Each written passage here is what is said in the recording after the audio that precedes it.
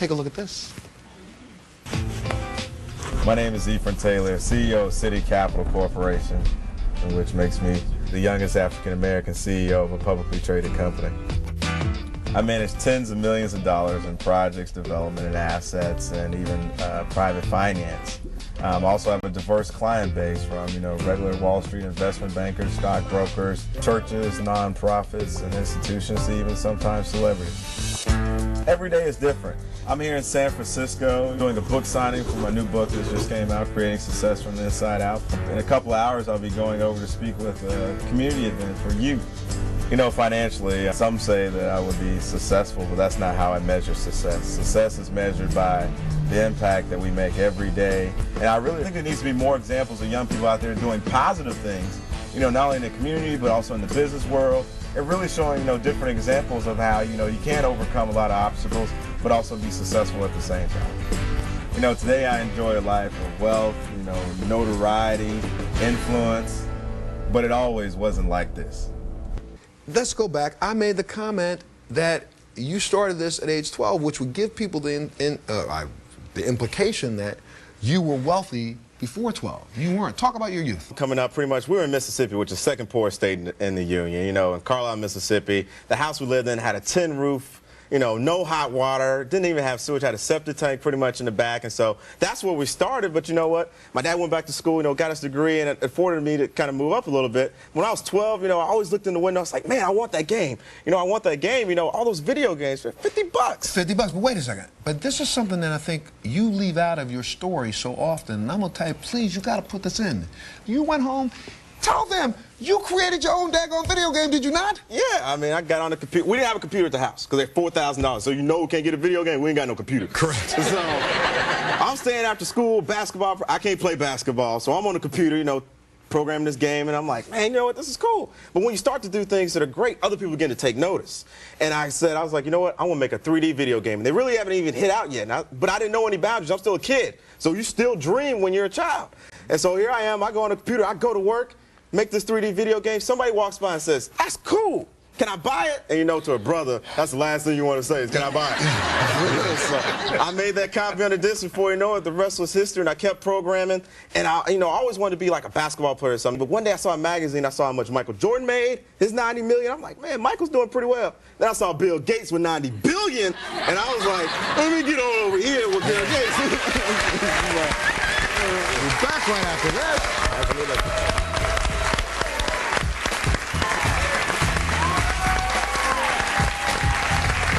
So, Ephren, talk to me for a second, because, again, let's go back to that story. So you programmed a website for somebody, and they paid you what?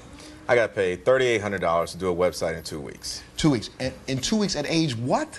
In 8th grade. 8th grade? 13. All right, 13. And you found out that those guys, after they gave you $3,800, made what on their website? $800,000. Wrong side of the equation. That's right.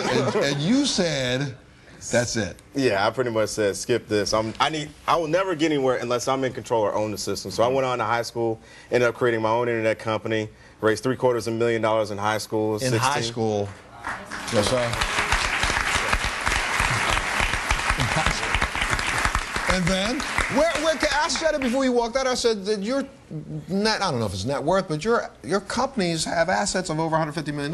Yeah, we have assets and projects that we manage. We just sold off a big chunk of it to a firm out of New York.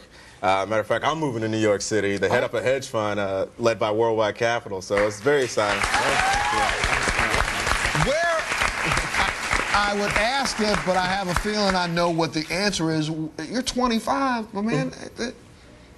10 years from now, where do you see yourself? I'll probably be a minister. My father's a minister.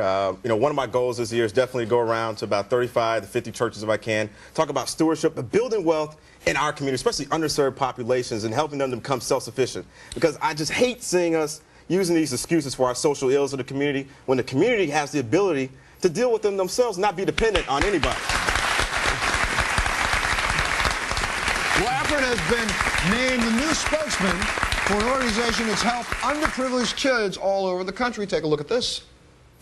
Millionaires in Training, or MIT, is a youth entrepreneurial training and development program specifically targeted to boys and girls between the ages of 12 to 15 years old, located in traditionally underserved communities. It helps you how to plan your future. It's an excellent program, and it gives you a head start on one of life's main components, which is financial. We are in the process of planning and constructing the Millionaires in Training Academy.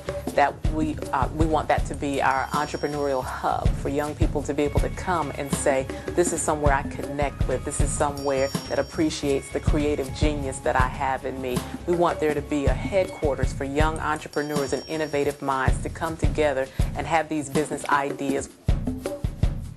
Crazy. Please welcome Valerie Fields, founder of Millionaires in the Making.